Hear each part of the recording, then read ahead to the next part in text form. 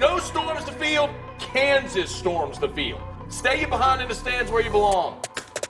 A panel of Louisiana sports experts giving you the hot takes all season long. Michael Cauble, Matt Moscona, and Shea Dixon. This is Sports Takeover.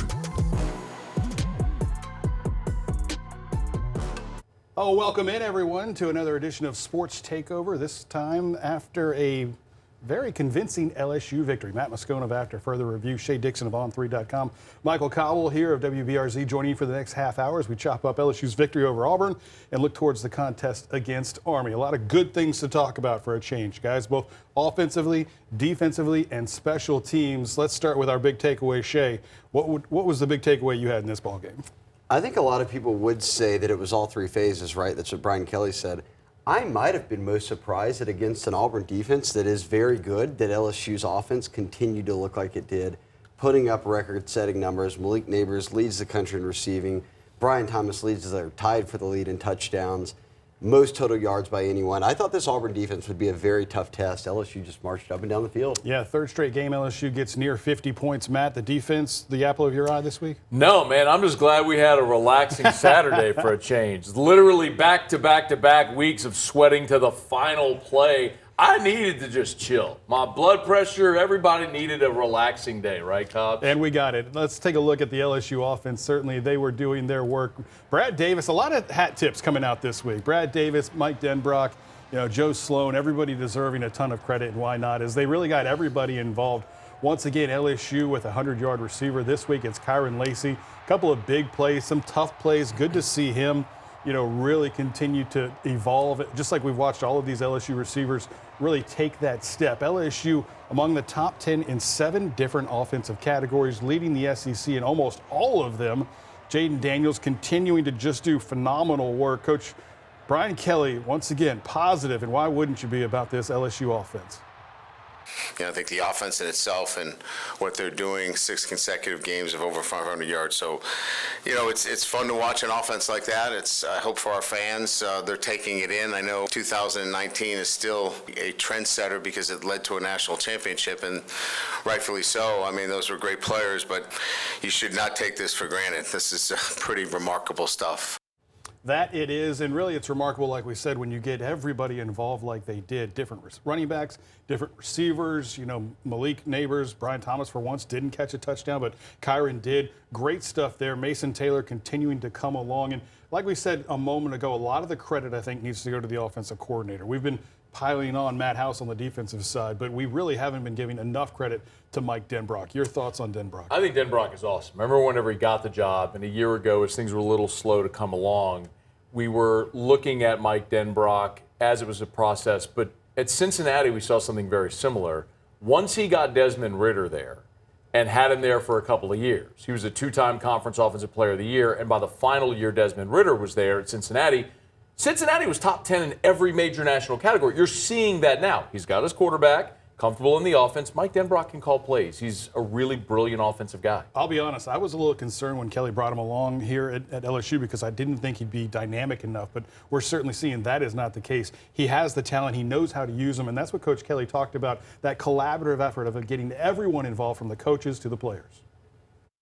You don't really get a buy-in unless you get everybody to weigh in. So, he's getting input from the entire offensive staff and then, putting it together. It's never a one-man show. If he's coming in early and scripting everything by himself and leaving everybody else to kind of wonder what's going on, you usually have a group that has good days and bad days. This group is consistent, and it's because they all work together and everybody has a role. And credit to Mike's leadership and his ability to bring everybody in to the process. And then, his play calling. He matches play calls to players, gets the ball to the playmakers, and that's what this is about. This is not about, plays. This is about players, and I think he's hit both of those out of the park. Shea, in the preseason, we talked to Mike Denbrock about getting the ball to playmakers in space and getting them moving forward. It's something they're doing a lot of this year. It sounds so simple. He reminds me a lot of Steve Insminger because, yes, these guys, you don't have to be a 30-something-year-old OC to have success in this business. No visors needed. Kelly broke it down very simply. get the ball in the hands of the best players. Remember when Insmere got the interim OC job? They put up 700 yards or whatever on Missouri. And broke every record, and you're coming out of the less years or whatever with that. They threw a pass to the tight end, and the whole crowd went nuts. I think Denbrock is in just a complete groove of understanding. Here's my best players. Yeah. I'll get them the ball, and we're going to be good. And you see the results. You know, when we talked to Coach Kelly after the game, one of the things he talked about was not wanting to waste an offense like this. I had a question for Coach Kelly. When you get an offense like this, do you want to do everything with them? Do you need to really edit the way you approach an offense? Here's his answer. It's clear that what they've done as a group is stay in those lanes. You know, we do what we do. The touchdown to Malik, we've run that play probably 37 times. I think we self-scouted that play 37 times, you know, which is, you know, kind of crazy, the motion that he came across where we call the legal procedure. He's been off the line 37 times. But anyway, that's another story. It's a fact that this group has been consistent in what they're doing, and they're not like drawing stuff up, right? And now they're matching what there has been some changes in terms of over the last couple of weeks what defenses are doing. We're getting a lot more, you know, quarters. We're getting a lot more, you know, trapping two defenses, and, you know, Jaden's been pressed to go through some progressions, and he's been outstanding.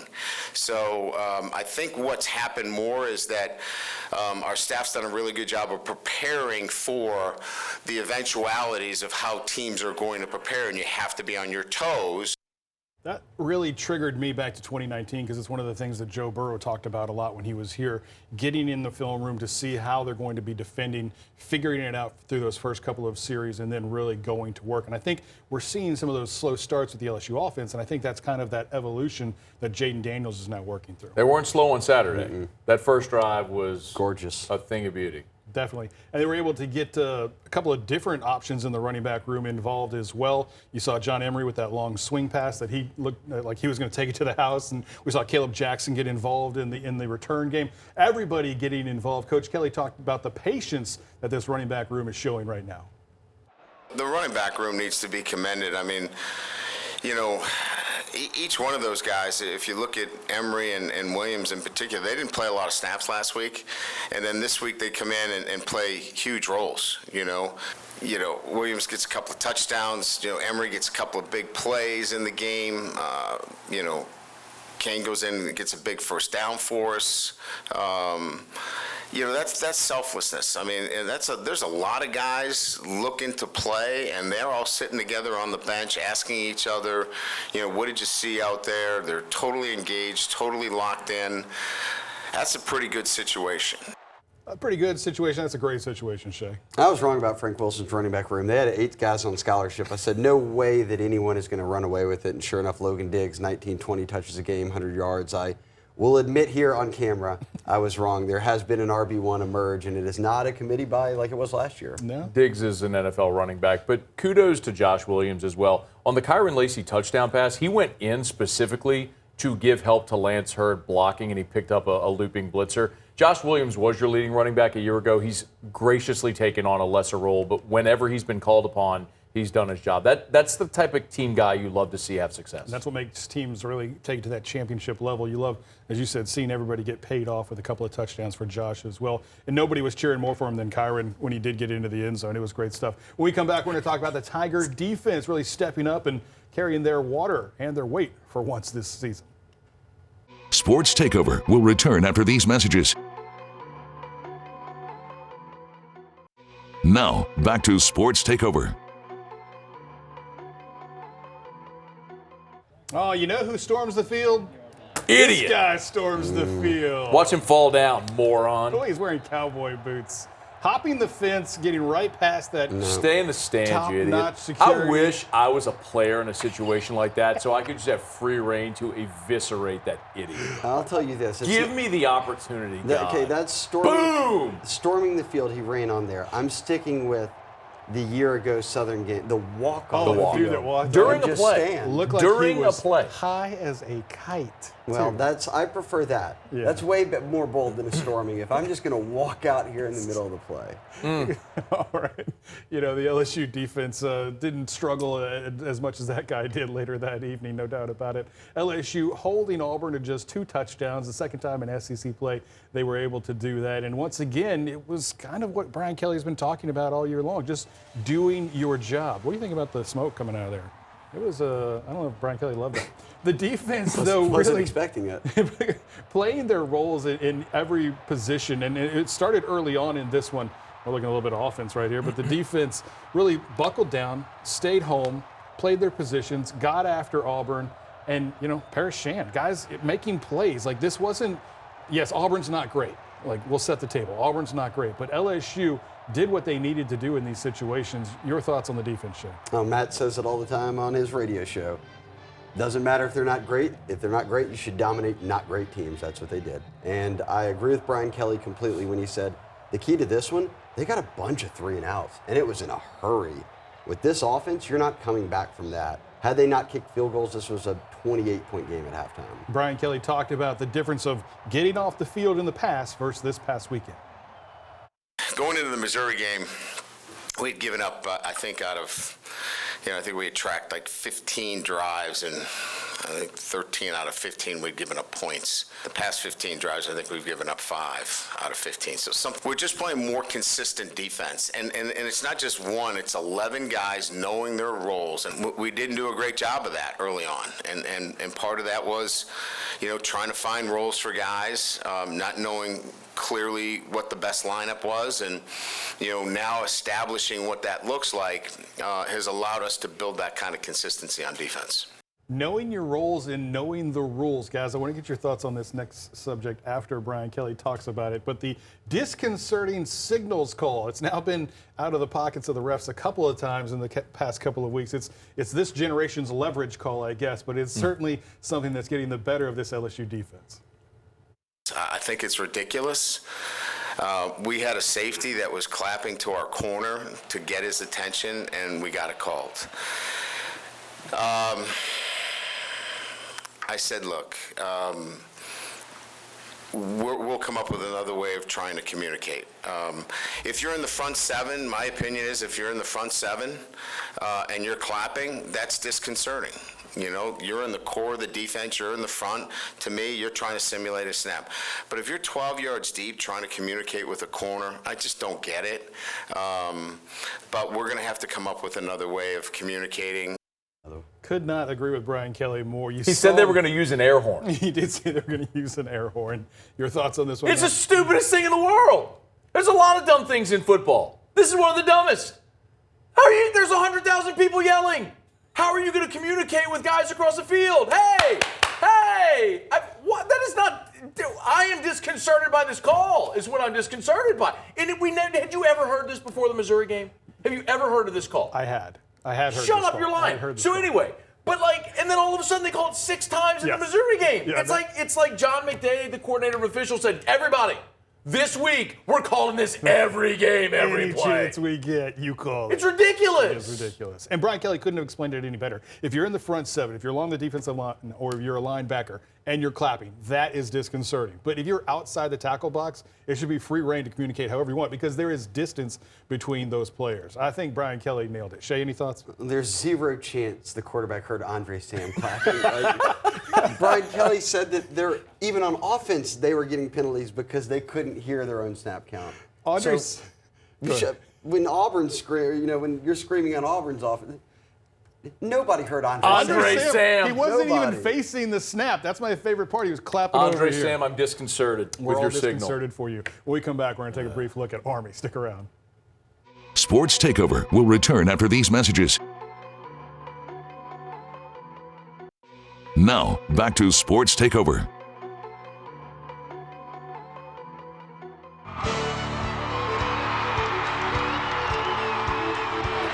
Kick is in the air. It'll be a short kick, and Jackson going to field it down around the 2, middle of the field. Jackson on the run, gets through the first surge. He's to the 30, 35, 40, near side, into Auburn territory, runs out of bounds at the Auburn 40-yard line. What a return by freshman Caleb Jackson. Always good to see the freshmen get involved, and Brian Kelly and company are getting a lot of them involved this year. Everybody should get involved against this Army team, and then the Tigers with a open date following that before they travel to Tuscaloosa to take on Alabama. Matt Moscona, Shea Dixon, Michael Cauble joining you for Sports Takeover. Guys, heading to the bye week, and it was an interesting question in the Brian Kelly press conference this week, whether or not he thought that his Tiger team might be looking ahead. The bye week's not important right now. We don't go to the bye week this week. This week we need to focus on our development, and we need to focus on our process, and we need to focus on Army. If we focus on anything else, we'll get beat. This football team is not a team that can play with the dimmer. You know, we're either on or off. And so we need to be on. And so if we're locked in and doing our thing the right way, we're going to have a good Saturday. If we're not, we're going to struggle. Yeah, guys, you guys took that in different ways. I thought for sure he was talking about Alabama. Matt, you thought he was doing just a little tongue-in-cheek? Matt thinks he's doing bits at all times. Is what He does! The guy cracks jokes with every answer. They're awful dad jokes. Everything's not a bit. But if you had the question and the full answer, it sounded like Ed was asking the question about meaning Bama, looking ahead to Bama, and Brian Kelly saying, I don't know, you can't look ahead to bye week. like purposely moving off of it. That's what I interpreted. Maybe I'm just conditioned because Brian Kelly can't give an answer without doing a dad joke. That is true. Let's take a look at the second half of LSU season here. As we said, Army this week, then the open date, Alabama, and then the rest of the remaining schedule, all three at home, Florida, Georgia State, and Texas A&M. And the Aggies certainly looking like they are in trouble. Fellas, They stink. Let's just give me your thoughts on the back half of this schedule for LSU. Your favorite in every game except at Alabama. And there's no reason you can't go there and score 35 and win. Shea, you feel like the offense can pull them through in Tuscaloosa? Yeah, the offense could probably pull them through in any game. I think you're going to need to make some stops, obviously. Same with Florida. Florida's been playing well offensively. They can't stop anybody either sometimes. But I agree with Matt. Your favorite in every game now. And now with Connor Wegman not on A&M's team, back-to-back losses, that doesn't look as tough as it did. They stink. Things certainly getting hot over in Aggieland. Brian Kelly has a chance, though, to win his 300th career game. Let's just say it wasn't on his radar. I don't really think about it that much. This is the first time I heard that's the case, to be quite honest with you. Yeah, I think when you love what you do, you're not counting wins. You're thinking about, all right, what do we need to do from a player development standpoint? What do we need to do to get better in this area? You're not really counting. Listen, if I was thinking about wins, I would have got out of this business a long time ago. But having said that, I think going back and looking at, the journey, I had no idea I'd be in it this long, because my first game, I remember the president at Grand Valley State opening up the press box window, and I could hear him because there was probably 300 people there, and said, who the hell hired this guy? So I didn't think I was going to be in this business very long, and that was the first game. So there you go. That's my perspective. A lot of great things planned this week when LSU plays Army for homecoming. When we come back, a big weekend for recruiting. Shea Dixon is going to break down who the Tigers had for official visits, or just regular visits, excuse me. That's after the break. Sports Takeover will return after these messages. Now, back to Sports Takeover. Welcome back, everyone. It was a big weekend for the LSU Tigers, both on the field but also on the recruiting trail. The sold-out crowd certainly meant that they were going to have a packed stand and a great atmosphere, but they also loaded up on the visitors on the high school recruiting ranks. Shea, this is your time to shine. We've got a little bit of video. Let's go through, because that sideline was packed, my friend. Thank you for that. Yeah, there you go, right there in the middle. Don't screw it up. Don't screw it up. That's five-star Decorian Moore, who's committed at receiver. There's Deshaun McBride out of Denham Springs, top 5 safety in the country. Ahmad Burrow, one of their D-line commits out of Ruston. So Kelly does this. He hangs out with all the recruits, the staff does before each game. And you see all those guys down there, whether it is committed or uncommitted. J.R. Belton there kind of goes down the line. We'll talk about the big fish in a minute, but just they had an impressive list of the top talent throughout the country here this weekend. You see right there, Draylon Miller, decommitted from Texas A&M tonight, and looks to be trending LSU's way as a receiver, top 150 guys, talking to Terry Bussey, the #1 athlete in the country, another A&M commit. I'm telling you guys, I say it all the time, recruits don't care if you lose one game, but if every season, every year, you're not moving in the right direction, if LSU stays in this SEC West hunt and A&M's falling off, they had 3 A&M commits on campus this weekend. One's already decommitted. People are about to start poaching them. The big 2025 target, the #1 player in the state, Bryce Underwood, or in the country, excuse me, There he also is. in town. There he is, meeting with Coach Kelly. And Bryce's dad had a very lengthy conversation. You're going to see this with Coach Kelly. What did you find out about Bryce's visit? We got a lot of video. He was up in the stands having some fun with the student section as well. What are you hearing after his visit? Yeah, it went well. He's in the NBA Young Boys shirt, so he's clearly a Louisiana type guy. But coming from Michigan, it's going to be LSU Michigan. You see Joe Sloan right there playing a big role. President Tate right there, hanging out with the 5-star. There he is in the crowd. This is the bigger than Arch Manning. This is one of the best quarterbacks to come out in the past decade. He is unbelievable, back-to-back state champ. It's going to be LSU or Michigan, I think, and I honestly think LSU's got a good shot at it, which would be, I looked it up, the highest ranked outside of Louisiana commit they've had since Patrick Peterson. Awesome stuff. Thanks for joining us, everybody. Have a great week.